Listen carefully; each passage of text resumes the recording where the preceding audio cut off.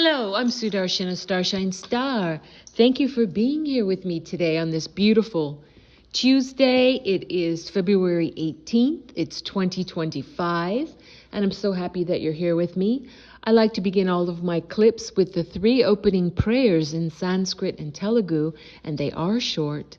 It's the Guru Mantra, the Ganesha Mantra, and the Gayatri Mantra, and I do this to bless and protect, inspire, and uplift you, me, and this clip.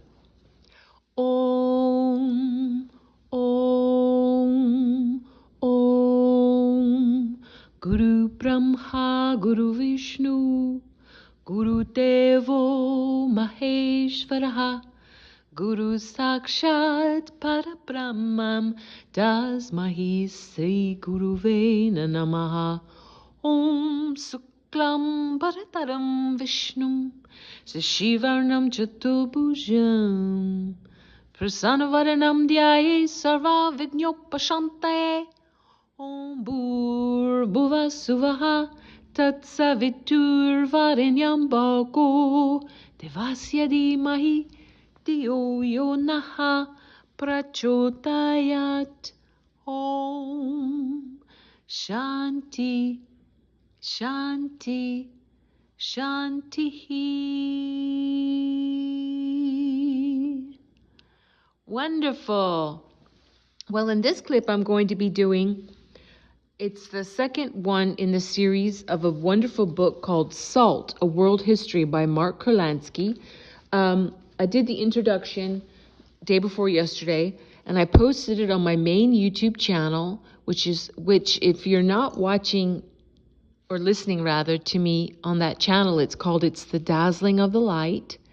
On YouTube, you can just type in at Sudarshana Starshine Star to access my more than well over 100 clips there now. It's very interesting. I think you really enjoy it. I have a secondary channel, a backup channel that I'm going to ask you to please subscribe to as well, in case you can't find me here. It's the same title. It's the Dazzling of the Light. But you go to YouTube at Sudarshana Starshine Star 99 to get there. So please like, share, and subscribe and comment. I really appreciate you doing that. Thank you so much. So this is going to be chapter 1 of this wonderful book, Salt. And it's not about anything like about the healthy aspects of salt. It truly is such an intriguing world history and book and brings up so much. I find it wonderful. But let me know in the comment section what you think about it. This will be the last installment that I'll put on my main channel. I'm going to continue chapter 2, chapter 3, etc. on my backup channel because I want to give people an incentive to go over there. And I think this will be it because I find this so interesting. I hope you like it too. Okay, chapter 1, A Mandate of Salt. Once I stood on the bank of a rice paddy in rural Sichuan province, and a lean and aging Chinese peasant, wearing a faded 40-year-old blue jacket issued by the Mao government in the early years of the revolution, stood knee-deep in water and apropos of absolutely nothing shouted defiantly at me, "We Chinese invented many things." The Chinese are proud of their inventions. All Chinese leaders, including Mao Zedong, sooner or later give a speech listing the many Chinese firsts. Though rural China these days seems in need of a new round of inventions, it is irrefutably true that the Chinese originated many of the pivotal creations of history, including papermaking, printing, gunpowder, and the compass. China is the oldest literate society still in existence, and its 4,000 years of written history begin as a history of inventions. It is no longer clear when legends were made into men and when living historic figures were turned into legends. Chinese history starts in the same manner as Old Testament history. In the book of Genesis, first come the legends, the story of the creation, mythical figures such as Adam and Eve and Noah. And I'm going to interrupt this reading here to say, are they really mythical? I just have to interject that. Okay, back to the book. Generations of people who may or may not have lived, and gradually the generations are followed to Abraham, the beginning of documented Hebrew history. In Chinese history, first was Pangu, the creator, who made humans from parasites on his body. He died but was followed by wise rulers who invented the things that made China the first civilization. Please forgive my pronunciation. Feng Shi was first to domesticate animals. Apparently an enthusiast for domesticity, he is also credited with inventing marriage. Next came Shennong, who invented medicine, agriculture, and trade. He is credited with the plow and the hoe. Then came Huangdi, the Yellow Emperor, and that's spelled Huangdi. Please forgive my pronunciation. The Yellow Emperor who invented writing, the bow and arrow, the cart, and ceramics. Several centuries after Huangdi came Emperor Yao, a wise ruler who passed over his unqualified son and named a modest sage, Shun, his successor. Shun chose his minister Yu to succeed him. In 2205 BC, according to tradition, Yu followed the Xia, I'm going to say Xia dynasty. And this dynasty, which lasted until 1766 BC, enters into documented history. Chinese salt history begins with the mythical Huangdi, who invented riding, weaponry, and transportation. According to the legends, he also had the distinction of presiding over the first war ever fought over salt. One of the earliest verifiable salt works in prehistoric China was in the northern province of Shaanxi, spelled Shanxi.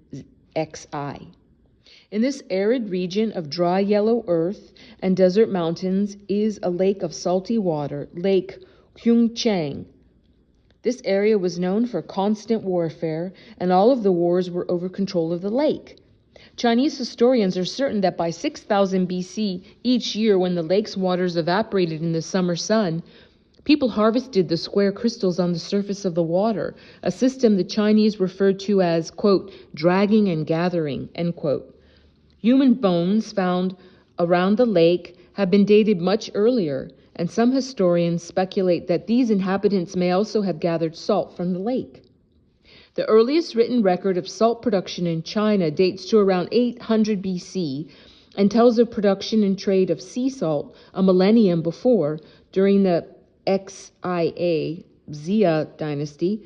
It is not known if the techniques described in this account were actually used during the Xia dynasty, but they were considered old ways by the time of this account, which describes putting ocean water in clay vessels and boiling it until reduced to pots of salt crystals. This was the technique that was spread through southern Europe by the Roman Empire 1,000 years after the Chinese account was written. About 1000 BC, iron first came into use in China, though the first evidence of it being used in salt making is not until 450 BC by a man named Yi Dun. Y-E, then second word is D-U-N. According to a passage written in 129 BC, He Dun rose to prominence by producing salt in pans. He Dun is believed to have made salt by boiling brine in iron pans, an innovation which would become one of the leading techniques for salt making for the next 2,000 years. The legend says that he worked with an iron master named Guo, second word Z-O-N-G, Guaozong, and was also friendly with an enterprising, wealthy bureaucrat named Fan Li. Fan Li is credited with inventing fish farming, which for centuries after was associated with salt-producing areas. The Chinese, like later Europeans, saw that salt and fish were partners. Many Chinese, including Mencius, spelled Mencius, the famous Confucian thinker who lived from 372 to 289 BC, was said to have worked selling both fish and salt. Throughout the long history of China, sprinkling salt directly on food has been a rarity. Usually it has been added during cooking by means of various condiments, salt-based sauces, and pastes. The usual explanations is that salt was expensive and it was stretched by these condiments. A recurring idea throughout the ancient world from the Mediterranean to Southeast Asia, fish fermented in salt was one of the most popular salt condiments in ancient China. It was called jiang, or spelled Jiang. But in China, soybeans were added to ferment with the fish, and in time the fish was dropped altogether from the recipe, and jiang became jiangyu, Jiangyou, or as it is called in the West, soy sauce. Soy is a legume that produces beans, two or three in a 2-inch long furry pod. The beans can be yellow, green, brown, purple, black, or spotted. And Chinese cooking makes a great distinction among these varieties. Jiangyu is made from yellow beans, but other types are also fermented with salt to produce different pastes and condiments. In China, the earliest written mention of soy is in the 6th century BC, describing the plant as a 700-year-old crop from the north. Soy was brought to Japan from China in the 6th century AD by Chinese Buddhist missionaries. Both the religion and the bean were successfully implanted. But the Japanese did not make soy sauce until the 10th century. Once they did learn, they called it shoyu and industrialized it and sold it around the world. Though jiangyu and shoyu are pronounced very differently and appeared to be very different words in Western writing, the two words are written with the same character in Chinese and in Japanese and Chinese.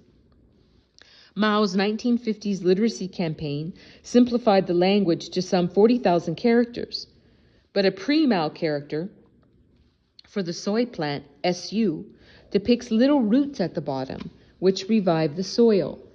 Soy puts nutrients back into the soil and can restore fields that have been exhausted by other crops.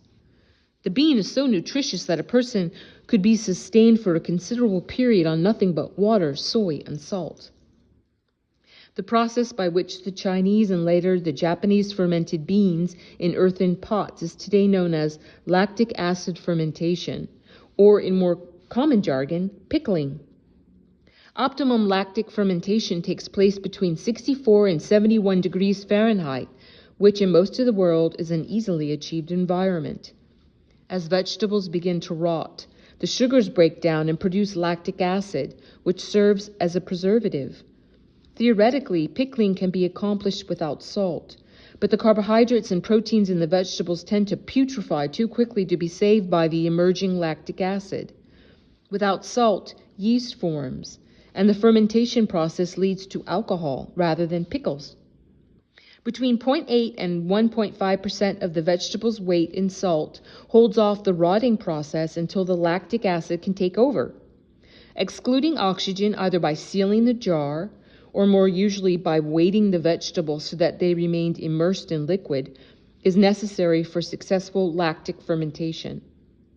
The ancient Chinese pickled in earthen jars, which caused a white film called kam yeast, spelled Kahm, harmless but unpleasant looking, to form on the top. Every 2 weeks, the cloth, board, and stone weighting the vegetables had to be washed or even boiled to remove the film. This added work is why pickling in earthen jars has not remained popular. In Sichuan, pickled vegetables are still a staple. They are served with rice, which is never salted. The salty vegetables contrast pleasantly with the blandness of the warm but unseasoned rice gruel that is a common breakfast food. In effect, the pickles are salting the rice. South of the Sichuan province of Chengdu lies Zigong, spelled Zigong, a hilly provincial salt town that grew into a city because of its preponderance of brine wells. The crowded, narrow, downhill open-air market in the center of town continues to sell salt and special pickling jars for the two local specialties, Paocia, which I can only pronounce as Pao Kai, and Zhacia, Zakai? No, I'm butchering these, excuse me. A woman at the market who sold the glass pickling jars offered this recipe for pai cao. Fill the jar 2/3 with brine. Add whatever vegetables you like and whatever spice you like. Cover, and the vegetables are ready in 2 days. The spices added are usually red-hot Szechuan peppers or ginger, a perennial herb of Indian origin known to the Chinese since ancient times. The red pepper, today a central ingredient of Sichuan cooking, did not arrive until the 16th century, carried to Europe by Columbus, to India by the Portuguese, and to China by either the Indians, Portuguese, Andalusians, or Basques. Pao Kai, that is eaten in 2 days, is obviously more about flavor than preserving. After 2 days, the vegetables are still very crisp, and the salt maintains, even brightens the color. Zakai is made with salt instead of brine, alternating layers of vegetables with layers of salt crystals. In time, a brine is formed from the juices the salt pulls out of the vegetables. When a peasant has a baby girl, the family puts up a vegetable every year and gives the jars to her when she's married. This shows how long zakai is kept before eating. The original medieval idea was to marry her after 12 or 15 jars. Today, it usually takes a few more vegetables.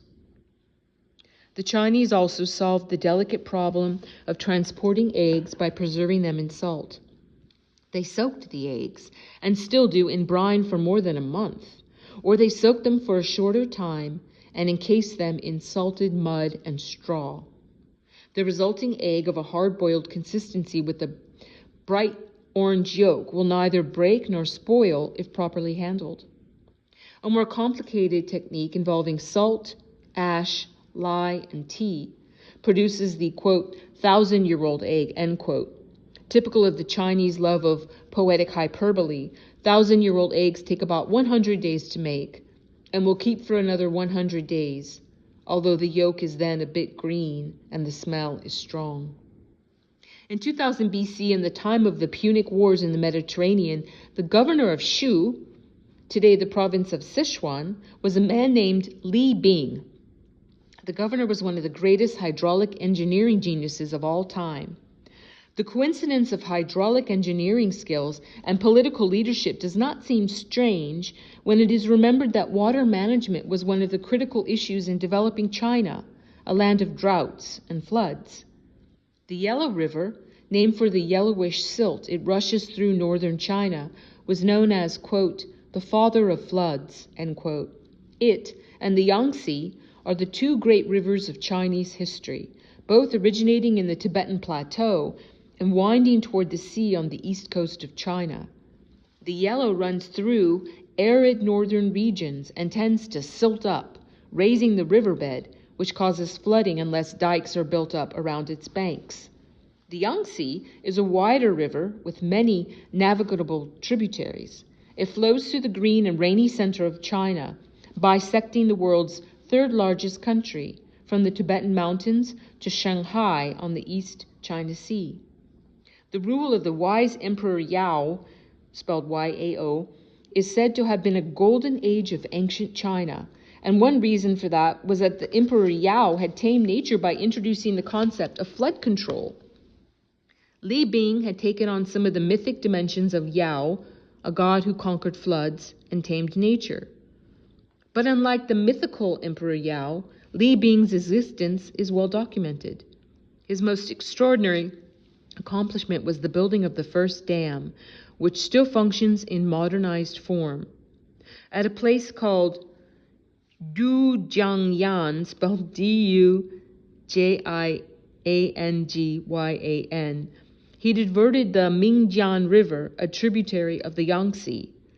The diverted water goes into a series of spillways and channels that can be opened to irrigate in time of droughts and closed in time of flooding. He had 3 stone figures of men placed in the water as gauges. If their feet were visible, this signaled drought conditions, and the dam's gates were open to let in water. If their shoulders were submerged, floodwaters had risen too high, and the dam's gates were closed. Because of the Dujiangyan dam system, the plains of eastern Sichuan became an affluent agricultural center of China. Ancient records called the area, quote, land of abundance, end quote. With the dam still operating, the Sichuan Plains remained an agricultural center today. In 1974, 2 water gauges carved in AD 168 were found in the riverbed by the site of Li Bing's dam. They seem to have been replacements for the original water gauge statues. One of them is the oldest Chinese stone figure ever found of an identifiable individual. It is a statue of Li Bing. The original gauges he had used depicted gods of flood control. 4 centuries after his death, he was considered to be one of these gods. Li Bing made a very simple but pivotal discovery. By his time, Sichuan had long been a salt-producing area. Salt was known to have been made in Sichuan as early as 3000 BC. But it was Li Bing who found that the natural brine from which the salt was made did not originate in the pools where it was found, but seeped up from underground. In 252 BC, he ordered the drilling of the world's first brine wells. These first wells had wide mouths, more like an open pit, though some went deeper than 300 feet.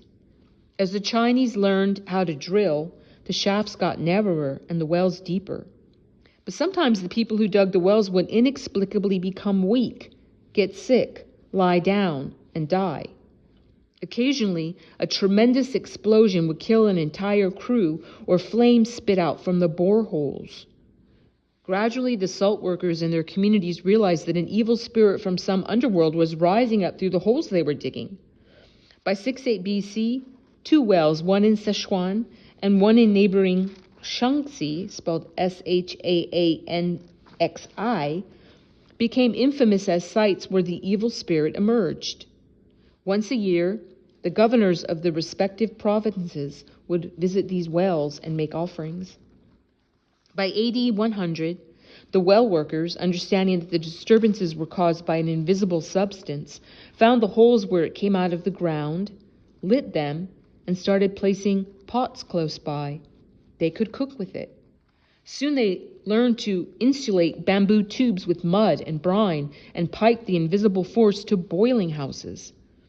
These boiling houses were open sheds where pots of brine cooked until the water evaporated and left salt crystals.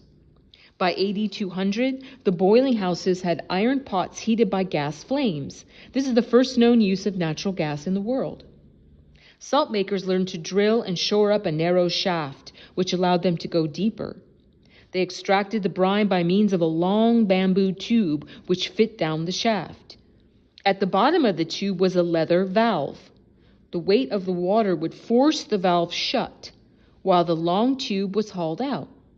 Then the tube was suspended over a tank, where a poke from a stick would open the valve and release the brine into the tank. The tank was connected to bamboo piping that led to the boiling house. Other bamboo pipes, planted just below the wellhead to capture escaping gas, also went to the boiling house. Bamboo piping, which was probably first made in Sichuan, is salt-resistant, and the salt kills algae and microbes that would cause rot. The joints were sealed either with mud or with a mixture of tung oil and lime. From the piping at Sichuan brine works, Chinese throughout the country learned to build irrigation and plumbing systems. Farms, villages, and even houses were built with bamboo plumbing. By the Middle Ages, the time of the Norman conquest of England, Su Dongpo, a bureaucrat born in Sichuan, was building sophisticated bamboo urban plumbing. Large bamboo water mains were installed in Hangzhou, spelled Hangzhou, in 1089, and in Canton in 1096. Holes and ventilators were installed for dealing with both blockage and air pockets. Salt producers spread out bamboo piping over the countryside with seeming chaos like the web of a monster spider. The pipes were laid over the landscape to use gravity whenever possible, rising and falling like a roller coaster with loops to create long downhill runs. In the mid-11th century, while King Harold was unsuccessfully defending England from the Normans, the salt producers of Sichuan were developing percussion drilling, the most advanced drilling technique in the world for the next 7 or 8 centuries.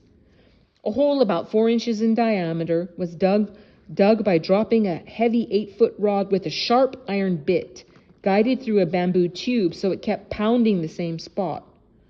The workers stood on a wooden lever, his weight counterbalancing the 8-foot rod on the other end. He rode the lever up and down, seesaw-like, causing the bit to drop over and over again. After 3 to 5 years, a well several hundred feet deep would strike brine.